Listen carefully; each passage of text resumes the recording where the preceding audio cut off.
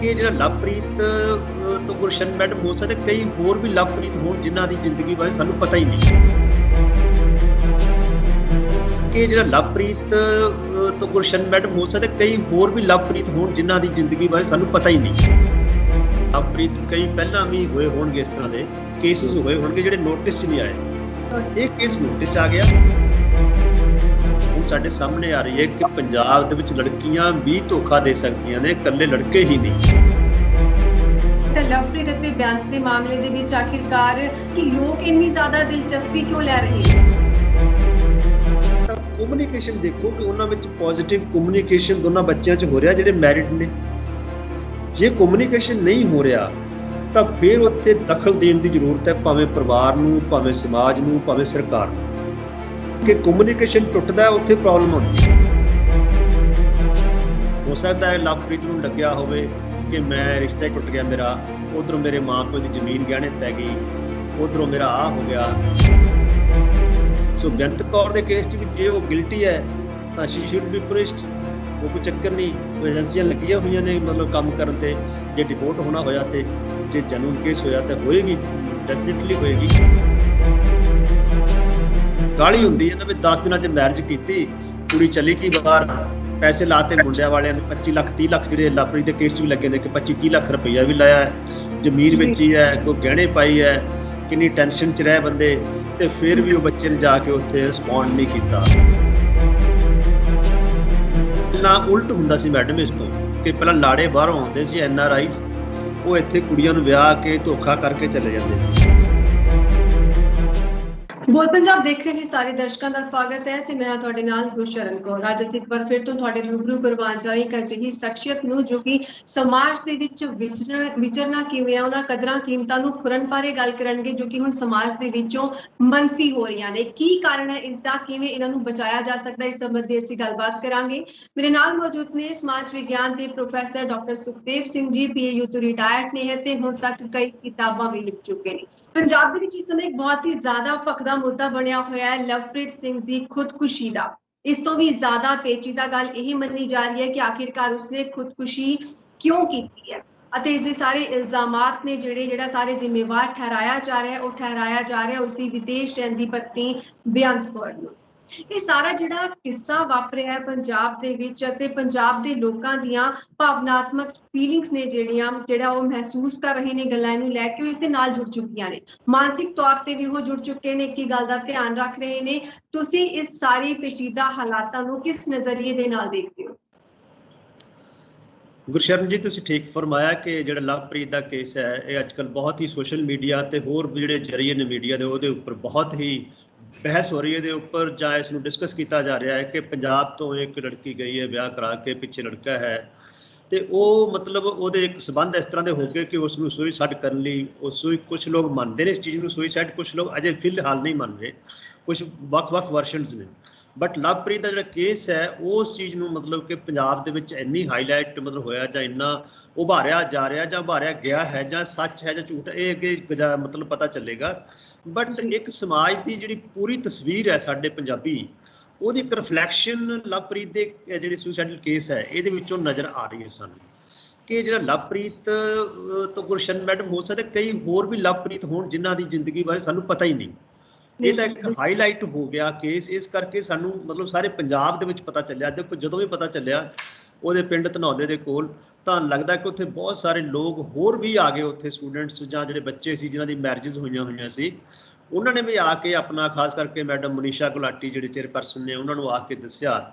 ਸੋ ਕਹਿਣ ਦਾ ਮਤਲਬ ਕਿ ਜਿਹੜਾ ਇਹ ਮਤਲਬ ਲਵਪ੍ਰੀਤ ਵਾਲਾ ਜਿਹਨੂੰ ਲਾਡੀ ਪਿਆਰ ਨਾਲ ਕਹਿੰਦੇ ਸੀ ਘਰ ਦੇ ਵਿੱਚ ਬੱਚੇ ਨੂੰ, ਉਹਦੇ ਕੇਸ ਨੇ ਇੱਕ ਪੰਜਾਬ ਦੇ ਵਿੱਚ ਇੱਕ ਨਵੀਂ ਇੱਕ ਬਹਿਸ ਨੂੰ ਜਨਮ ਦਿੱਤਾ ਹੈ, ਜਾਂ ਨਵੀਂ ਇੱਕ ਜਿਹੜੀ ਇੱਕ ਦਰਦਨਾਕ ਘਟਨਾ ਹੋਈ ਹੈ। ਇਹ ਪਹਿਲਾਂ ਤਾਂ ਇਸ ਨੂੰ ਅਸੀਂ ਅਫਸੋਸ ਜ਼ਾਹਰ ਕਰਦੇ ਹਾਂ, ਉਹਦੇ ਪੇਰੈਂਟਸ ਨਾਲ ਹਮਦਰਦੀ ਜ਼ਾਹਰ ਕਰਦੇ ਹਾਂ ਕਿ ਇਹ ਕਿਉਂ ਕਿਸੇ ਨੌਜਵਾਨ ਬੱਚੇ ਦਾ ਜਾਣਾ ਹੀ ਸਾਡੇ ਸਮਾਜ ਲਈ ਬਹੁਤ, ਕਿਉਂਕਿ ਸਾਡੇ ਸਮਾਜ ਵਿੱਚ ਤਾਂ ਬਹੁਤ ਸਾਰੀਆਂ ਹੋਰ ਸਮੱਸਿਆਵਾਂ ਨੇ, ਆਪਾਂ ਅੱਗੇ ਡਿਸਕਸ ਕਰਾਂਗੇ।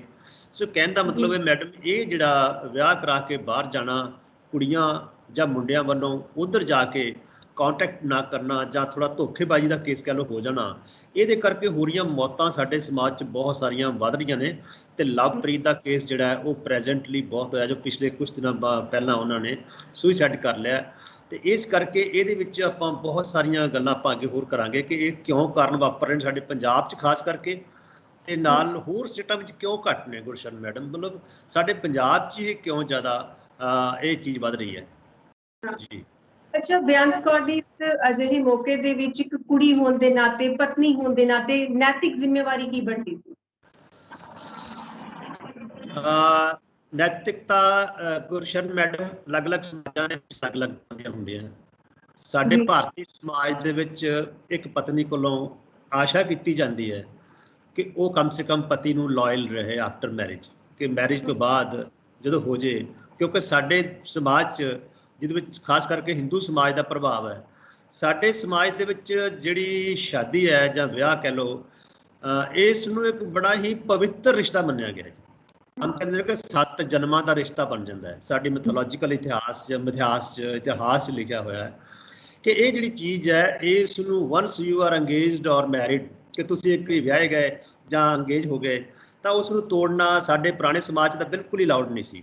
ਜੇ ਉਸ ਪੱਖ ਤੋਂ ਦੇਖੋ ਤਾਂ ਨੈਤਿਕਤਾ ਦੇ ਤੌਰ ਤੇ ਜਿਹੜਾ ਬੇਅੰਤ ਕੌਰ ਦਾ ਕੇਸ ਹੈ, ਉਹ ਦੇਖਣਾ ਪਏਗਾ ਕਿ ਉਸਨੇ ਉਸ ਨੂੰ ਕਿਉਂ ਨਹੀਂ ਕੀਤਾ ਦੁਬਾਰਾ, ਕਮ ਸੇ ਕਮ ਕਾਲ ਹੀ ਕਰ ਲੈਂਦੀ ਲੜਕੀ, ਕਿ ਇੰਨਾ ਲੰਬਾ ਸਮਾਂ ਗੈਪ ਕਿਉਂ ਹੋ ਗਿਆ, 2-3 ਸਾਲ ਹੋ ਗਏ ਸ਼ਾਦੀ ਹੋਏ ਨੂੰ, ਵੀ ਜੇ ਤੁਹਾਡਾ ਕੋਈ ਨਹੀਂ ਵੀ ਕੰਮ ਬਣ ਰਿਹਾ ਤੇ ਕਮ ਸੇ ਕਮ ਇੱਕ ਪਾਰਟਨਰ ਹੋਣ ਦੇ ਨਾਤੇ ਬੱਚੇ ਨੂੰ ਤੁਸੀਂ ਕੰਟੀਨਿਊਸਲੀ ਦੱਸਦੇ ਹੀ ਰਹੋ ਕਿ ਮੈਂ ਭਾਈ ਇਸ ਸਟੇਜ 'ਚ ਹਾਂ, ਕੋਈ ਗੱਲ ਨਹੀਂ, ਆਪਣਾ ਕੇਸ ਇੱਥੇ ਹੋ ਜਾਏਗਾ, ਸੈਟਲ ਹੋ ਜਾਏਗਾ। ਉਸ ਪਾਰਟ ਦੇ ਵਿੱਚ ਆ ਕੇ ਸਾਨੂੰ ਡਾਊਟ ਥੋੜਾ ਜਿਹਾ ਇਹ ਹੁੰਦਾ ਹੈ ਕਿ ਤੁਸੀਂ ਕਮਿਊਨੀਕੇਸ਼ਨ ਹੀ ਤੋੜ ਦਿੱਤੇ। ਜਿਹੜੇ communication is the best way.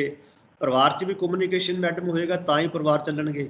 ਇਸ ਤਰ੍ਹਾਂ ਕਿਸ ਰਿਸ਼ਤਿਆਂ ਦੇ ਵਿੱਚ ਪੰਜਾਬੀ 'ਚ ਸਮਾਜ ਕਹਿੰਦੇ ਕਿ ਖੂਹ ਚੱਲਦਿਆਂ ਦੇ ਤੇ ਰਿਸ਼ਤੇ ਮਿਲਦਿਆਂ ਦੇ, ਜੇ ਰਿਸ਼ਤਾ ਹੀ ਨਹੀਂ ਮਿਲਣ ਵਾਸਤੇ ਹੁੰਦਾ ਜਾਂ ਖੂਹ ਚੱਲੇਗਾ ਨਹੀਂ ਤੇ ਪਾਣੀ ਬੰਦ ਹੋ ਜਾਏਗਾ। ਸੋ ਇਸ ਕਰਕੇ ਇਹ ਜਿਹੜੇ ਰਿਸ਼ਤੇ ਨੇ ਆਧਾਰ ਤੋਂ ਦੇਖੀਏ ਤਾਂ ਨੈਤਿਕਤਾ ਡਾਊਨ ਹੋਈ ਹੈ, ਘੱਟ ਹੋਈ ਹੈ। ਪਰ ਇਸ ਨੂੰ ਚੈੱਕ ਕਰਨ ਵਾਲੀ ਗੱਲ ਹੈ ਕਿ ਇਹ ਫਰਦਰ ਪ੍ਰੋਬਿੰਗ ਹੋ ਰਹੀ ਹੈ, ਫਰਦਰ ਇਨਵੈਸਟੀਗੇਸ਼ਨਸ ਹੋ ਰਹੀਆਂ ਨੇ ਵੱਖ-ਵੱਖ ਏਜੰਸੀਜ਼ ਵੱਲੋਂ ਕਿ ਕਿਉਂ ਹੋਇਆ। ਬਟ ਐਜ਼ ਏ ਸਮਾਜ ਵਿਗਿਆਨੀ ਜਨਰਲ ਜੇ ਗੱਲ ਕਰੀਏ ਤਾਂ ਨੈਤਿਕਤਾ ਦਾ ਕਹਿ ਲਓ ਕਿ ਥੋੜਾ ਡਾਊਨ ਹੋਇਆ ਹੈ। ਘਾਣ ਕਹੇ ਤੇ ਵਰਡ ਕਿ ਇਹ ਚੀਜ਼ ਨਹੀਂ ਸੀ ਹੋਣੀ ਚਾਹੀਦੀ, ਭਾਵੇਂ ਕੁਛ ਵੀ ਕਾਰਨ ਹੋਣ। ਇਹ ਕਮਿਊਨੀਕੇਸ਼ਨ ਤਾਂ ਰੱਖੋ, ਕਮਿਊਨੀਕੇਸ਼ਨ ਨਾਲ ਹੈ, ਉਹ ਕਮਿਊਨੀਕੇਸ਼ਨ ਜੇ ਟੁੱਟੀ ਹੈ ਉਹਦੇ ਨਾਲ ਹੀ ਬੰਦਾ ਡਿਪਰੈਸ਼ਨ 'ਚ ਆਇਆ। ਡਿਪਰੈਸ਼ਨ ਤੋਂ ਬਾਅਦ ਫਿਰ ਐਕਸਟ੍ਰੀਮ ਸਟੈਪ ਹੁੰਦੇ ਨੇ ਮੈਡਮ। ਸਮਾਜ ਵਿੱਚ ਆਮ ਤੌਰ 'ਤੇ ਵੀ ਜਿਹੜੇ ਸੁਸਾਈਡ ਹੁੰਦੇ ਨੇ ਇਸੇ ਕਰਕੇ ਹੀ ਹੁੰਦੇ ਨੇ ਕਿ ਜਦੋਂ ਆਈਸੋਲੇਸ਼ਨ ਹੁੰਦੀ ਹੈ ਜਾਂ ਸਾਡੇ ਰਿਸ਼ਤੇ ਟੁੱਟਦੇ ਨੇ। ਆਮ ਤੌਰ 'ਤੇ ਇਹਨਾਂ ਦੇ ਕਾਰਨਾਂ ਇੱਕ ਵੱਡਾ ਕਾਰਨ ਇਹ ਹੈ ਕਿ ਸਮਾਜਿਕ ਰਿਸ਼ਤੇ ਆਰਥਿਕ ਰਿਸ਼ਤਿਆਂ ਨਾਲੋਂ ਵੀ ਗੁਰਸ਼ਰਨ ਮੈਡਮ ਕਈ ਵਾਰੀ ਮਜ਼ਬੂਤ ਹੁੰਦੇ ਨੇ। ਕਿ ਜੇ ਸਾਡੇ ਕੋਈ ਆਸੇ ਦੁਆਲੇ, ਸਾਡਾ ਤਾਂ ਇੱਕ ਸਮਾਜ ਵਿਗਿਆਨੀ ਹੋਇਆ ਇਮਾਇਲ ਦਰਖਾਈਮ, 200 ਸਾਲ ਪਹਿਲਾਂ ਕਿਤਾਬ ਲਿਖੀ ਉਹਨਾਂ ਨੇ, ਅੱਜ ਵੀ ਉਨੀ ਫਰੈਸ਼ ਹੈ। ਸੁਸਾਈਡ ਵਰਲਡ ਲੈਵਲ ਤੇ ਫੇਮ ਹੈ। ਉਹਨੇ ਸਭ ਤੋਂ ਜ਼ਿਆਦਾ ਮਤਲਬ ਕਿ ਉਹਨੇ ਸਮਾਜਿਕ ਕਾਰਨਾਂ ਨੂੰ ਦੱਸਿਆ ਕਿ ਜਿਹੜੇ ਹੁੰਦੇ ਨੇ suicide, they are not the economic ਕਰਕੇ ਨਹੀਂ ਹੁੰਦੇ, ਆਰਥਿਕ ਕਰਕੇ ਨਹੀਂ ਹੁੰਦੇ, ਜ਼ਿਆਦਾ ਕਿ ਸਮਾਜਿਕ ਤੇ ਸਾਈਕੋਲੋਜੀਕਲ, ਕਿ ਮਾਨਸਿਕ ਕਾਰਨਾਂ ਕਰਕੇ ਸਮਾਜ ਦੇ ਵਿੱਚ ਮਤਲਬ ਜਿਹੜੇ ਇਹ ਖੁਦਕੁਸ਼ੀਆਂ ਹੁੰਦੀਆਂ ਨੇ। ਸੋ ਜਿਹੜੇ ਪ੍ਰੈਜ਼ੈਂਟ ਕੇਸ ਦੀ ਆਪਾਂ ਗੱਲ ਕਰੀਏ ਤੇ ਬੇਅੰਤ ਕੌਰ ਦੇ ਕੇਸ ਤੋਂ ਜੋ ਉਹਨਾਂ ਦਾ ਰਿਸ਼ਤੇ ਟੁੱਟ ਗਏ, ਆਪਸ ਦੇ ਵਿੱਚ ਕਮਿਊਨੀਕੇਸ਼ਨ ਟੁੱਟ ਗਿਆ, ਉਹ ਕਮਿਊਨੀਕੇਸ਼ਨ ਦੀ ਜਿਹੜੀ ਬ੍ਰੇਕੇਜ ਹੈ that can be the one big cause, ਉਹ ਇੱਕ ਵੱਡਾ ਕਾਰਨ ਬਣ ਗਿਆ ਇਸ ਬੱਚੇ ਨਾਲ। ਜਾਂ ਜਿਹੜੀ ਕਮਿਊਨੀਕੇਸ਼ਨ ਹੋਇਆ ਉਹ ਵੀ ਇਸ ਲੈਵਲ ਦਾ ਹੋਇਆ ਜਾਂ ਇਸ ਪੱਧਰ ਦਾ ਜਾਂ ਇੱਦਾਂ ਦਾ ਹੋਇਆ ਕਿ ਜੋ ਕਹਿੰਦੇ ਨੇ, ਜੋ ਉਹਦੀ ਚੈਟਿੰਗ ਤੋਂ ਲੱਗਦਾ ਹੈ ਕਿ ਉਹ ਜ਼ਿਆਦਾ ਮਤਲਬ ਕਿ ਹਸਬੈਂਡ ਵਾਈਫ ਵਾਲਾ ਨਹੀਂ ਸੀ, ਬਲਕਿ ਸਨੱਬਿੰਗ ਵਾਲਾ ਜਾਂ ਦਬਾਉਣਾ, ਜਾਂ ਮੇਰੇ ਕੋਲ ਟਾਈਮ ਨਹੀਂ, ਜਾਂ ਮੇਰੇ ਕੋਲ ਇੱਦਾਂ ਨਹੀਂ, ਮੈਂ ਇੱਥੇ ਬਿਜ਼ੀ ਬਹੁਤ ਹਾਂ। ਮਤਲਬ ਇਹ ਜਿਹੜਾ ਵਿਸ਼ਾ ਹੈ, ਇਸ ਕਰਕੇ ਇੱਕ ਇਹ ਜਿਹੜਾ ਨੈਤਿਕਤਾ ਦਾ ਜਿਹੜਾ ਤੁਹਾਡਾ ਪ੍ਰਸ਼ਨ ਹੈ ਉਸ 'ਤੇ ਆਪਾਂ ਇਹ ਆਈਏ ਤਾਂ ਉਹਨੂੰ ਕਹਾਂਗੇ ਥੋੜ੍ਹਾ ਜਿਹਾ ਦਾਗ ਤਾਂ ਜ਼ਰੂਰ ਲੱਗਿਆ। ਬਾਕੀ ਇਨਵੈਸਟੀਗੇਸ਼ਨ ਤੋਂ ਅੱਗੇ ਫਰਦਰ ਪਤਾ ਚੱਲਣਗੇ। ਜੇਕਰ ਕੋਈ ਵਿਅਕਤੀ ਖੁਦਕੁਸ਼ੀ ਕਰਦਾ ਹੈ ਤਾਂ ਮੇਰਾ ਇਹੀ ਸਵਾਲ ਅਗਲਾ ਸੀ ਕਿ ਤਾਂ ਉਸ ਦੇ ਲਈ ਸਮਾਜ ਕਿੰਨਾ ਕੁ ਜ਼ਿਆਦਾ ਜ਼ਿੰਮੇਵਾਰ ਹੈ ਕਿਸੇ ਵਿਅਕਤੀ ਦੀ ਖੁਦਕੁਸ਼ੀ ਦੇ ਲਈ? ਸਮਾਜ ਹੀ ਬਿਲਕੁਲ, ਸਮਾਜਿਕ ਤਾਣਾ ਬਾਣਾ ਹੀ ਮੈਡਮ ਮੇਨ ਰਿਸਪੌਂਸੀਬਲ ਹੁੰਦਾ ਹੈ ਕਿਸੇ ਵੀ ਸੁਸਾਈਡ ਲਈ। ਸਮਾਜਿਕ ਤਾਣੇ ਬਾਣੇ ਦਾ ਰੋਲ ਮੈਂ ਤੁਹਾਨੂੰ ਕਹਾਂ ਜੇ 100 ਚੋਂ 90% ਰੋਲ ਹੀ ਸਮਾਜਿਕ ਤਾਣੇ ਬਾਣੇ ਦਾ ਹੁੰਦਾ ਹੈ। ਖੁਦਕੁਸ਼ੀਆਂ ਹੁੰਦੀਆਂ ਹੀ ਤਾਂ ਨੇ, ਚਾਹੇ ਉਹ ਪਰਿਵਾਰਕ ਲੈਵਲ 'ਤੇ ਮਤਲਬ ਟੁੱਟ ਜਾਏ ਰਿਸ਼ਤੇ, ਚਾਹੇ ਉਹ ਸਮਾਜ ਲੈਵਲ 'ਤੇ, ਚਾਹੇ ਵੱਡੇ ਇੰਟਰਨੈਸ਼ਨਲ ਲੈਵਲ 'ਤੇ। ਤੁਸੀਂ ਦੇਖੋਗੇ ਜਿਉਂ-ਜਿਉਂ ਤਰੱਕੀ ਹੋ ਰਹੀ ਹੈ, ਜਿਉਂ-ਜਿਉਂ ਆਰਥਿਕ ਵਿਕਾਸ ਹੋ ਰਿਹਾ ਹੈ, ਇਕਨੋਮਿਕ ਡਿਵੈਲਪਮੈਂਟ ਜਿਹਨੂੰ ਕਿ ਇੰਗਲਿਸ਼ ਕਹਿੰਦੇ ਆਪਾਂ ਹੋ ਰਹੀ ਹੈ, ਤੇ ਸਮਾਜਿਕ ਰਿਸ਼ਤੇ ਟੁੱਟ ਰਹੇ ਨੇ। ਲੋਕਾਂ ਦੇ ਵਿੱਚ ਕੋਈ ਮੋਹ ਪਿਆਰ ਉਹ ਚੀਜ਼ ਨਹੀਂ ਰਹੀ। ਪੁਰਾਣੇ ਸਮਾਜ 'ਚ ਖੇਤੀਬਾੜੀ 'ਚ ਕਿਉਂ ਘੱਟ ਸੀ ਮਤਲਬ ਕਿ ਸੁਈਸਾਈਡ ਮੈਡਮ? ਮਤਲਬ ਅੱਜ ਤੋਂ 100 ਸਾਲ 150 ਸਾਲ ਪਹਿਲਾਂ ਵੀ ਫਾਰਮਰ ਬਹੁਤ ਔਖੇ ਸੀ, ਪਰ ਉਦੋਂ ਕੋਈ ਸੁਈਸਾਈਡ ਨਹੀਂ ਸੀ ਕਰਦਾ, ਕਿਉਂਕਿ ਲੋਕ ਗਰੀਬੀ ਵੀ ਵੰਡ ਕੇ ਹਟਾ ਲੈਂਦੇ ਸੀ, ਪਰਿਵਾਰ ਦੇ ਵਿੱਚ ਵੀ, ਸਮਾਜ ਲੈਵਲ ਤੇ ਵੀ ਤੇ ਅੰਤਰਰਾਸ਼ਟਰੀ ਪੱਧਰ ਦੇ ਵਿੱਚ ਵੀ। ਜੋ ਸਮਾਜਾਂ ਦੇ ਵਿੱਚ ਤਣਾਅ ਵੱਧਦਾ ਹੈ, ਮਾਨਸਿਕ ਤਣਾਅ ਵੱਧਦਾ ਹੈ, ਚਾਹੇ ਉਹ ਤੁਸੀਂ ਅੰਤਰਰਾਸ਼ਟਰੀ ਸਾਈਕੈਟਰਿਸਟ ਜਾਂ ਸਾਈਕੋਲੋਜਿਸਟ ਜਿਹੜਾ ਸਿਗਮੰਡ ਫਰਾਇਡ ਪੜ੍ਹ ਲਓ, ਚਾਹੇ ਮਾਈਲ ਦੁਰਖਾਈਮ ਸਮਾਜ ਵਿਗਿਆਨੀ ਪੜ੍ਹ ਲਓ, ਜਿਸ ਸਿਧਾਂਤਕ ਤੌਰ ਤੇ ਦੇਖੀਏ, ਉਹਨਾਂ ਦਾ ਰਿਜ਼ਲਟ ਇਹੀ ਨਿਕਲਦਾ ਹੈ ਕਿ ਜਦੋਂ ਤੁਸੀਂ ਸਮਾਜਿਕ ਤੌਰ ਤੇ ਆਪਸ 'ਚ ਟੁੱਟਦੇ ਹੋ ਤਾਂ ਤੁਹਾਡਾ ਜੀਣ ਨੂੰ ਦਿਲ ਨਹੀਂ ਕਰਦਾ ਕਿ ਮੈਂ ਕਿਉਂ ਜੀਵਾਂ ਸਮਾਜ ਦੇ ਵਿੱਚ। ਹੋ ਸਕਦਾ ਹੈ ਲਵਪ੍ਰੀਤ ਨੂੰ ਲੱਗਿਆ ਹੋਵੇ ਕਿ ਮੈਂ ਰਿਸ਼ਤਾ ਹੀ ਟੁੱਟ ਗਿਆ ਮੇਰਾ, ਉਧਰੋਂ ਮੇਰੇ ਮਾਂ ਪਿਓ ਦੀ ਜ਼ਮੀਨ ਗਹਿਣੇ ਪੈ ਗਈ, ਉਧਰੋਂ ਮੇਰਾ ਆਹ ਹੋ ਗਿਆ, ਉਧਰੋਂ ਮੇਰਾ, ਸੋਚਾਂ ਦੇ ਵਿੱਚ ਹੀ ਬੰਦਾ ਗੁਜ਼ਰ ਕੇ, ਮਤਲਬ ਸੋਚ ਜਿਹੜੀ ਹੈ, ਡਿਪਰੈਸਿੰਗ ਸੋਚ ਜਿਹੜੀ ਹੈ, ਉਹ ਫਸਟ ਸਟੈਪ ਹੈ ਫਾਰ ਐਕਸਟ੍ਰੀਮ ਸਟੈਪ ਜਾਂ ਸੁਈਸਾਈਡ ਕਰਨ ਲਈ। ਤੁਸੀਂ ਦੇਖੋਗੇ ਕੋਈ ਵੀ ਬੰਦਾ ਜਿਹੜਾ ਹੈ ਜਦੋਂ ਕੋਈ ਮਤਲਬ ਸੁਈਸਾਈਡ ਕਰਦਾ, ਆਮ ਤੌਰ ਤੇ 90% ਕੇਸਾਂ 'ਚ ਆਈਸੋਲੇਸ਼ਨ 'ਚ ਜਾਂਦਾ ਹੈ। ਉਹ ਲਵਪ੍ਰੀਤ ਵੀ ਕਹਿੰਦੇ ਆਪਣੇ ਟਿਊਬਵੈੱਲ ਤੇ ਚਲਾ ਗਿਆ, ਕੱਲਾ ਹੀ ਚਲਾ ਗਿਆ, ਉੱਥੇ ਸਾਰੀ ਰਾਤ ਉਸਨੂੰ ਬੱਚੇ ਨੂੰ ਦੇਖਦੇ ਰਹੇ ਵੀ ਕਿੱਧਰ ਗਿਆ ਉਹ ਬੱਚਾ। ਫਿਰ ਸਵੇਰੇ ਪਤਾ ਲੱਗਿਆ ਕਿ ਮਤਲਬ ਕਿ ਉਹ ਬੱਚਾ ਉੱਥੇ ਨੀਲਾ ਹੋਇਆ ਪਿਆ ਜਾਂ ਕੁਛ ਉਹਨੇ ਕੀ ਖਾਧਾ, ਉਹ ਤਾਂ ਜੇ ਉਹਦੀ ਰਿਪੋਰਟ ਦੱਸੇਗੀ। ਮੈਂ ਇੱਕ ਸੁਣ ਰਿਹਾ ਸੋਸ਼ਲ ਮੀਡੀਆ ਤੇ। ਬਟ ਇਹ ਆਈਸੋਲੇਸ਼ਨ, ਸਮਾਜਿਕ ਟੁੱਟਣਾ, ਸਮਾਜਿਕ ਤਾਣਾ ਬਾਣਾ, ਨੈਤਿਕ ਗਿਰਾਵਟਾਂ, ਸੋਸ਼ਲ ਵੈਲਿਊ ਟੁੱਟਣਾ। ਅੱਗੇ ਹੁੰਦਾ ਸੀ, ਮੈਂ ਤੁਹਾਨੂੰ ਗੱਲ ਕਰ ਰਿਹਾ ਸੀ ਕਿ ਲੋਕੀ ਗਰੀਬੀ ਵੀ ਹੰਡਾ ਲੈਂਦੇ ਸੀ, ਮਿਲ ਕੇ ਗਰੀਬੀ ਨੂੰ ਵੀ ਮਿਲ ਕੇ ਵੰਡ ਲੈਂਦੇ ਸੀ ਵੀ ਕੋਈ ਗੱਲ ਨਹੀਂ, ਸਾਡਾ ਕਿਨਸ਼ਿਪ ਸਿਸਟਮ ਹੈ, ਰਿਸ਼ਤੇ ਵਿੱਚ ਕੋਈ ਬੰਦਾ ਹੈ ਗਰੀਬ ਹੈ, ਉਹਦੀ ਹੈਲਪ ਕਰੋ।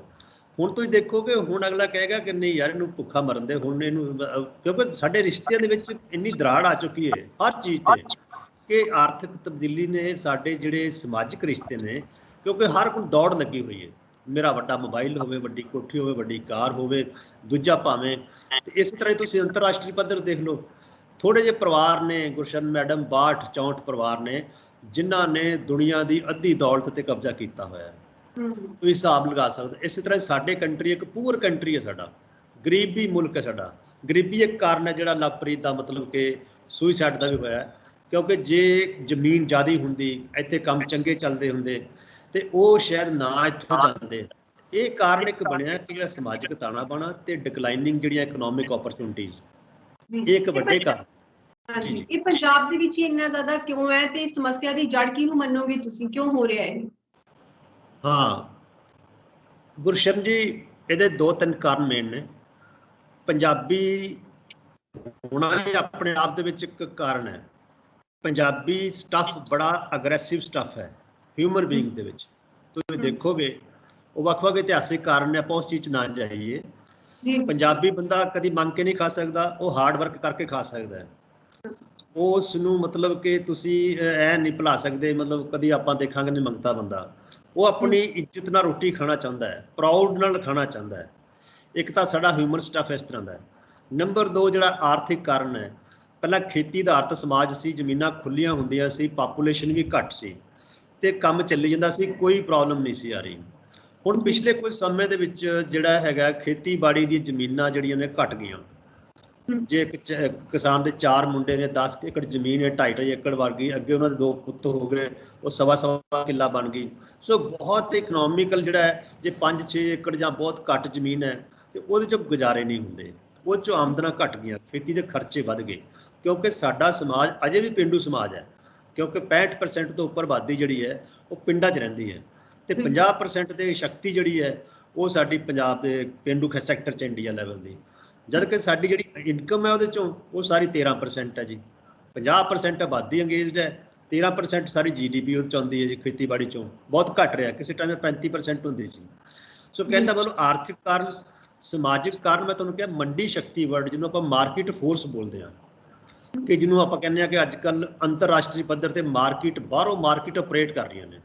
ਕਿ ਜਿਵੇਂ ਆਪਾਂ ਪਹਿਲਾਂ ਛੱਲੀਆਂ ਖਾ ਲੈਂਦੇ ਸੀ ਘਰਾਂ ਦੇ ਵਿੱਚ, ਹੁਣ ਪੌਪਕੌਰਨ ਹੈ ਤਾਂ ਥੋੜ੍ਹਾ ਜਿਹਾ ਸਾਡੇ ਆਪਣੇ ਪ੍ਰੋਡਿਊਸ ਕੀਤਾ ਹੋਇਆ, ਜਾਂ ਇੱਕ ਆਲੂ ਹੈ, ਉਹਨੂੰ ਪੈਕਿੰਗ ਐਸੀ ਕਰਕੇ ਉਹਨੂੰ 100 ਰੁਪਏ ਦਾ ਵਿਖਾਉਂਦੇ ਹਾਂ ਸਿਨੇਮੇ ਹਾਲ 'ਚ ਅਸੀਂ, ਜਦ ਕਿ ਉਹ 2 ਰੁਪਏ ਦੀ ਪ੍ਰੋਡਕਟ ਨਹੀਂ ਹੈਗੀ।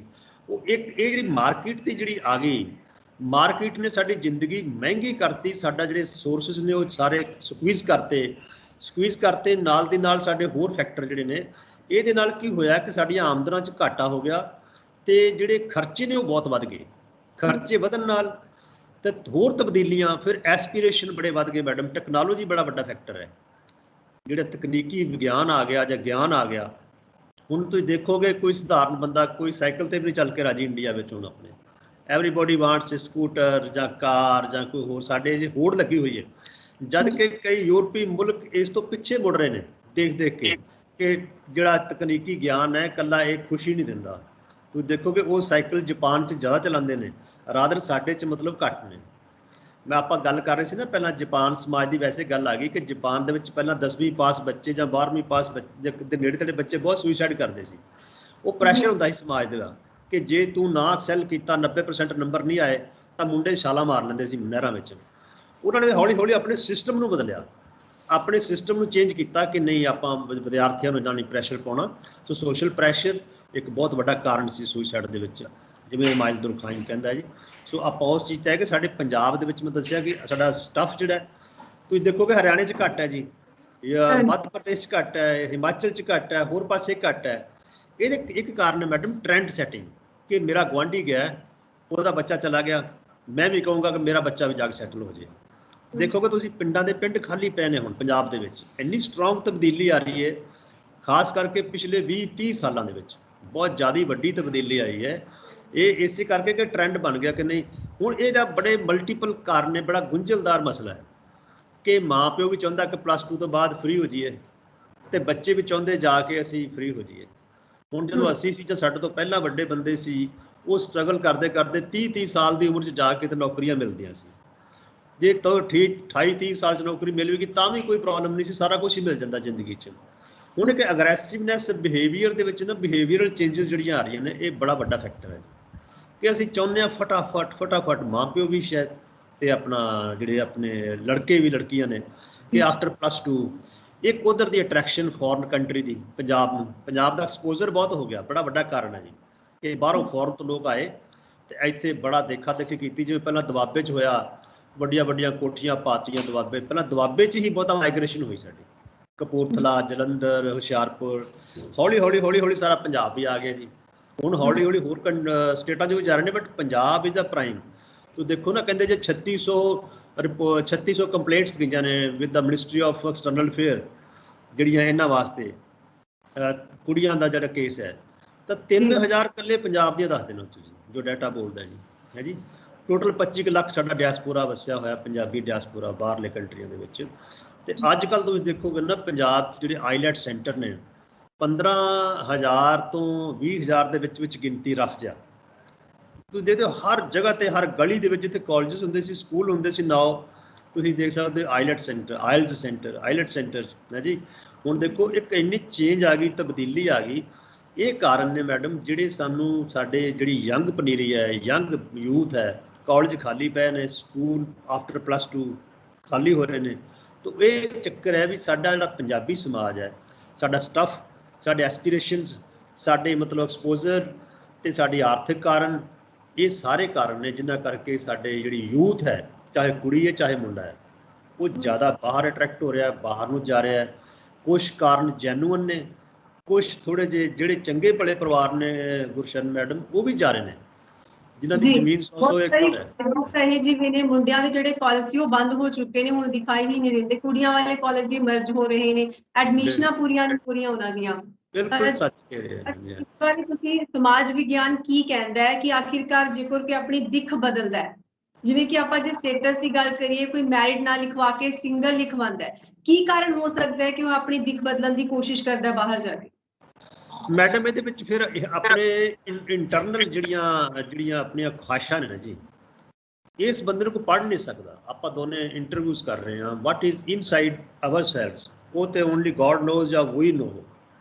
ਉਹ ਜੋ ਕੋਈ ਬੰਦਾ ਸਿੰਗਲ ਲਿਖਾਉਂਦਾ ਬਾਹਰ ਆਫਟਰ ਮੈਰਿਜ ਵੀ, ਤਾਂ ਕੁਛ ਨਾ ਕੁਛ ਉਹਦੇ ਵਿੱਚ ਗੜਬੜ ਦੀ ਕੁਛ ਸੰਭਾਵਨਾ, ਪਰਸਨੈਲਿਟੀ ਕਲਟਸ ਐਸੇ ਹੁੰਦੇ ਨੇ ਕਈ ਵਾਰ, ਉਹ ਫਿਰ ਇਸ ਕਰਕੇ ਥੋੜ੍ਹਾ ਜਿਹਾ ਬਾਹਰ ਸਿੰਗਲ ਲਿਖਾਉਂਦੇ ਨੇ ਜਾ ਕੇ, ਜਾਂ ਇੱਦਾਂ ਦਾ ਕਰਦੇ ਨੇ, ਕਿਉਂਕਿ ਇੰਟੈਂਸ਼ਨ ਫਿਰ ਜਿਹੜੀਆਂ ਨੇ ਉਹ ਠੀਕ ਨਹੀਂ ਹੁੰਦੀਆਂ। ਇਸ ਕਰਕੇ ਲੋਕ ਆਪਣੀ ਕਈ ਵਾਰ ਆਇਡੈਂਟੀਟੀ ਛੁਪਾਉਂਦੇ ਨੇ ਕਿ ਜਿਹੜੇ ਸਿੰਗਲ ਲਿਖਾਉਂਦੇ ਨੇ, ਜਿਵੇਂ ਉਹ ਕਹਿੰਦੇ ਨੇ ਕਿ ਜੇ ਰਿਕਾਰਡ ਚੈੱਕ ਕਰ ਰਹੇ ਨੇ ਆਪਣੇ ਬੇਅੰਤ ਕੌਰ ਦੇ ਕੇਸ ਦੇ ਵਿੱਚ ਕਿ she has indicated as a single, ਕਿ ਉਹ ਸ਼ੋਅ ਵੀ ਨਹੀਂ ਕਰ ਰਹੇ, ਕੁਝ ਵਕੀਲ ਲੱਗੇ ਹੋਏ ਨੇ ਜਾਂ ਹੋਰ ਲੱਗੇ ਹੋਏ ਨੇ ਐਕਟਿਵਿਸਟ ਜਿਹੜੇ ਕਢਾਉਣ ਵਾਸਤੇ।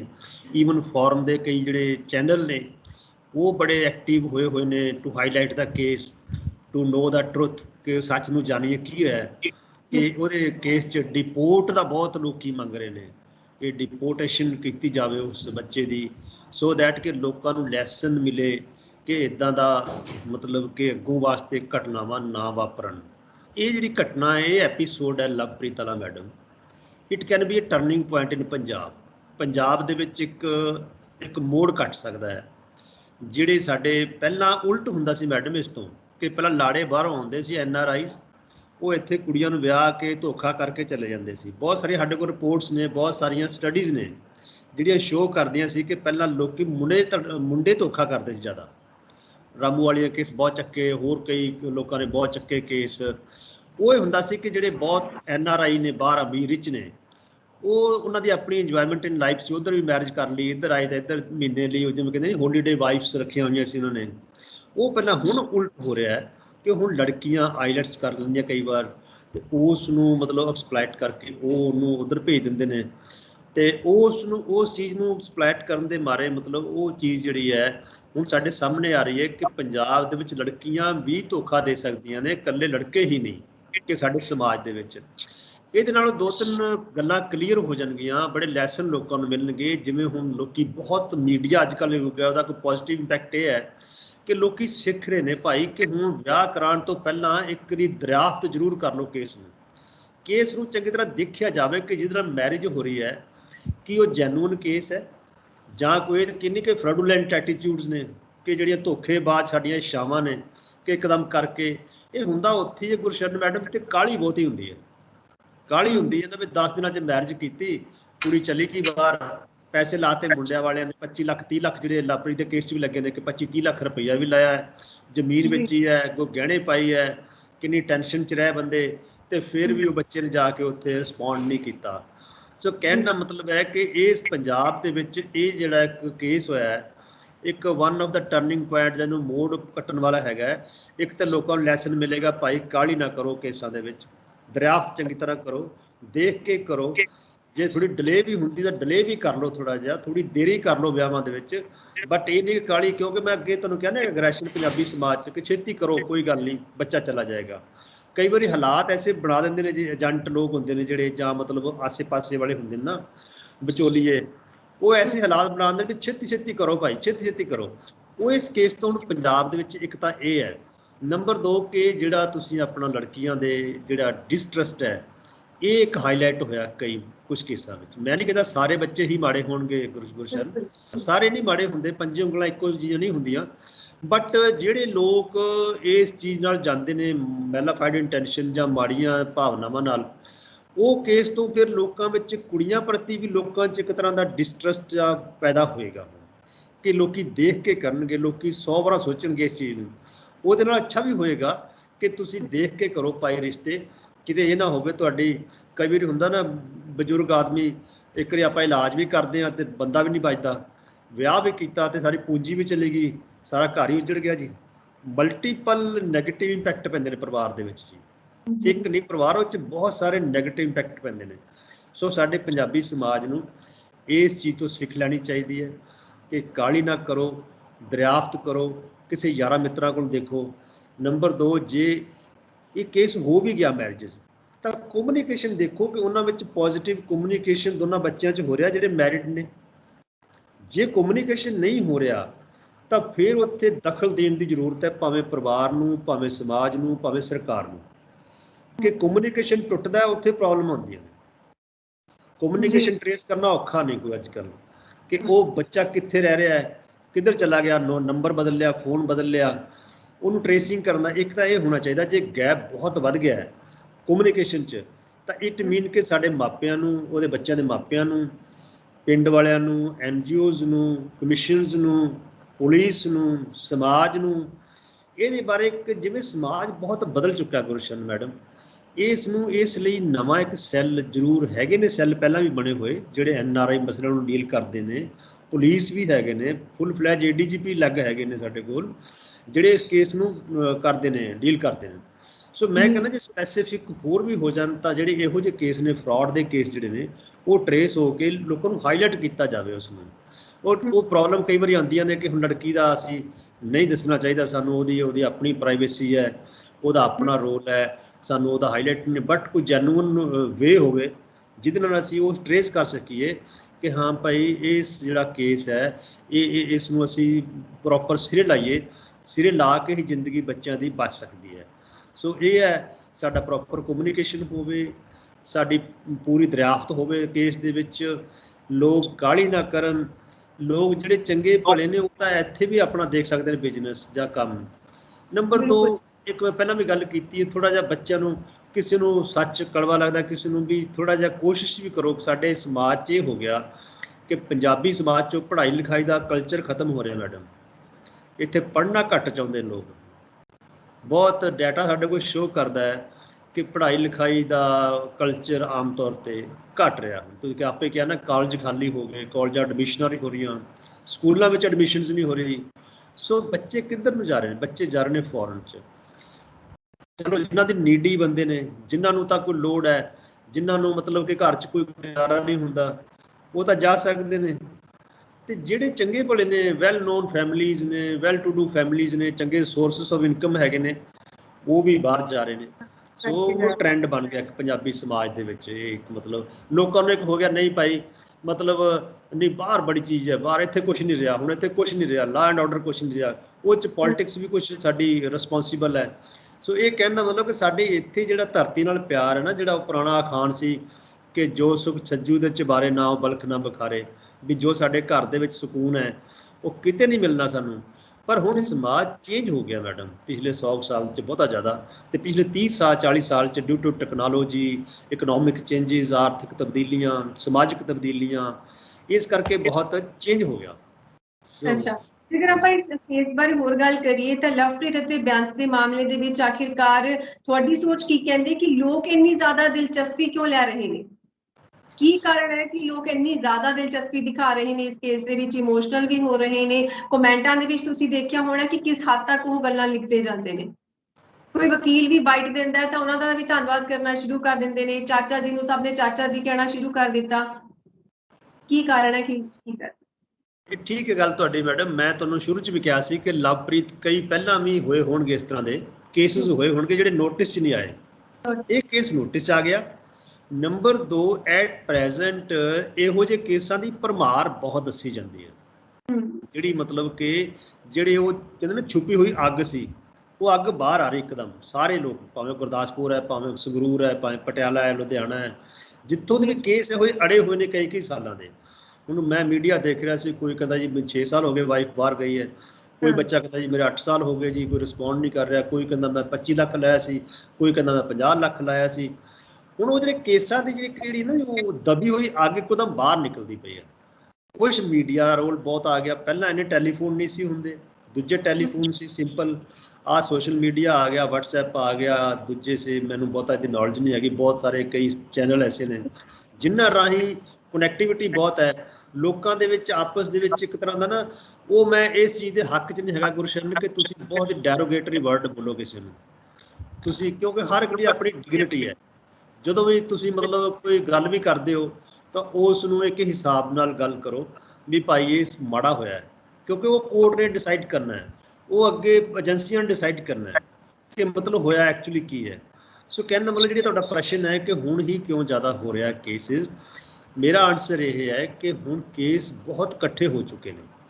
ਪਿਛਲੇ ਸਾਲਾਂ 'ਚ ਆਫਟਰ +2 ਟ੍ਰੈਂਡ ਜਿਹੜਾ ਹੈ ਇਹ ਬਹੁਤ ਵਧਿਆ ਸੀ, ਤੇ ਕਈ ਬੱਚੇ ਜਿਹੜੇ ਮੁੰਡੇ ਨੇ ਸ਼ਾਇਦ ਆਇਲਸ ਪਾਸ ਨਹੀਂ ਕਰ ਸਕੇ, ਤੇ ਉਹਨਾਂ ਨੇ ਮੈਰਿਜ ਦਾ ਜ਼ਰੀਆ ਬਣਾਇਆ ਬਾਹਰ ਜਾਣ ਦਾ। ਤੇ ਮੈਰਿਜ ਦੇ ਵਿੱਚੋਂ ਫਿਰ ਕਈ ਤਰ੍ਹਾਂ ਦੇ ਕੁਝ ਜੈਨੂਨ ਕੇਸ ਨੇ ਤੇ ਬਹੁਤ ਸਾਰੇ ਧੋਖੇ ਵਾਲੇ ਵੀ ਕੇਸ ਨਿਕਲ ਆਏ। ਉਹ 'ਚ ਕੁੜੀਆਂ ਜਾ ਕੇ, ਕਿਉਂਕਿ ਅੱਜ ਕੱਲ੍ਹ ਦੁਨੀਆ ਥੋੜ੍ਹਾ ਜਿਹਾ ਕਹਿ ਲਓ ਕਿ ਇੱਦਾਂ ਵੀ ਹੋ ਗਿਆ ਕਿ ਜਿਹਨੂੰ ਆਪਣਾ ਸਵਾਰਥ ਦਿਸਦਾ ਹੈ, ਕੋਈ ਬੈਟਰ ਓਪਰਚੁਨਿਟੀਜ਼ ਨੇ, ਅਗਲਾ ਉੱਥੇ ਸ਼ਿਫਟ ਹੋ ਜਾਂਦਾ ਜੀ।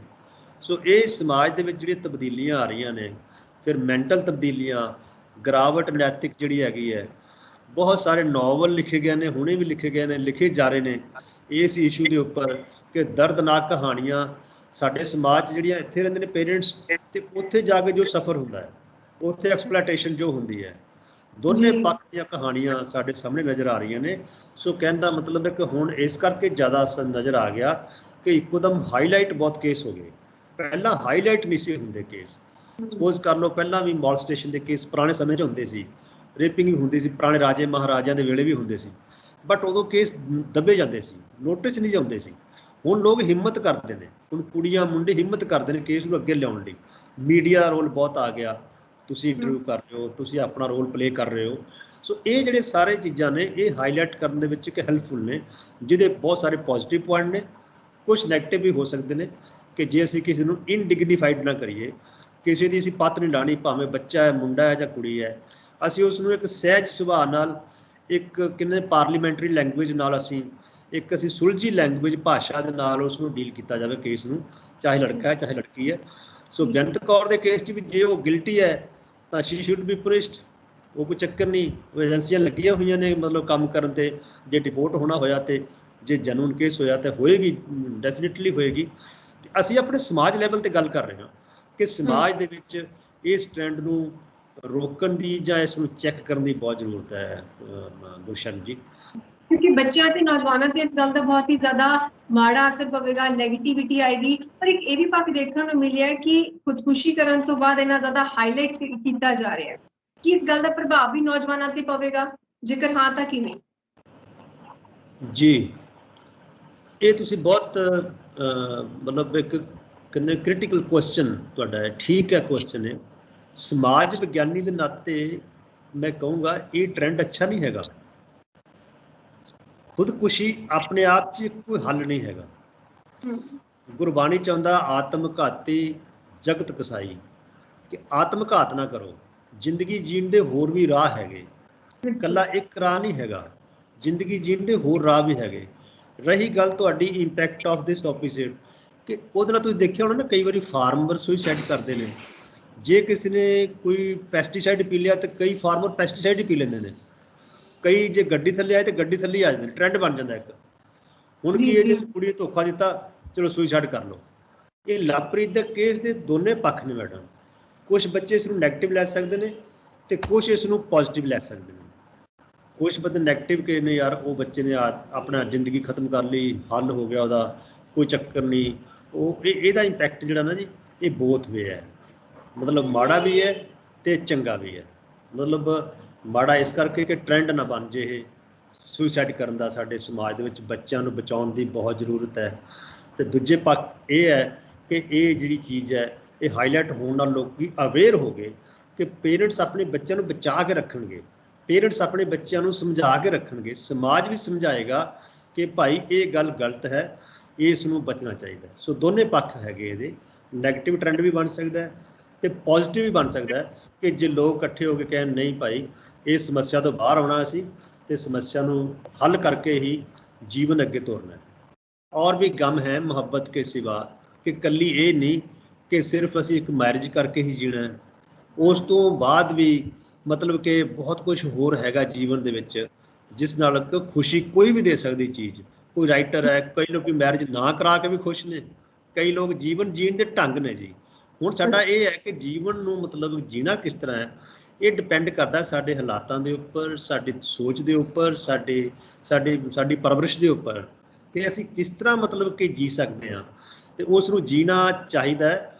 ਜ਼ਿੰਦਗੀ ਖਤਮ ਕਰਨਾ ਕੋਈ ਹੱਲ ਨਹੀਂ, ਜ਼ਿੰਦਗੀ ਖਤਮ ਕਰਨਾ ਕੋਈ ਕਿਸੇ ਸਮਾਜ 'ਚ ਵੀ ਕੋਈ ਸਾਧੂ ਸੰਤ ਮਹਾਤਮਾ ਗੁਰਬਾਣੀ ਉਪਨਿਸ਼ਦ ਵੇਦ ਕਦੀ ਕੋਈ ਇਹ ਐਡਵੋਕੇਟ ਨਹੀਂ ਕਰਦਾ ਕਿ ਤੁਸੀਂ ਆਪਣੇ ਆਪ ਨੂੰ ਖਤਮ ਕਰ ਲਓ। ਜੀਵਨ ਦੇ ਬਹੁਤ ਸਾਰੇ ਢੰਗ ਨੇ, ਐਸੀਆਂ ਕਹਾਣੀਆਂ ਨੇ ਜਿੱਦੋਂ ਕੁਛ ਨਹੀਂ ਰਿਹਾ ਕਿਸੇ ਇਨਸਾਨ ਕੋਲੋਂ, ਉਹ ਵੀ ਫਿਰ ਵੀ ਮਤਲਬ ਕਿ ਜੀਵਨ ਦੁਬਾਰਾ ਸ਼ੁਰੂ ਕੀਤਾ।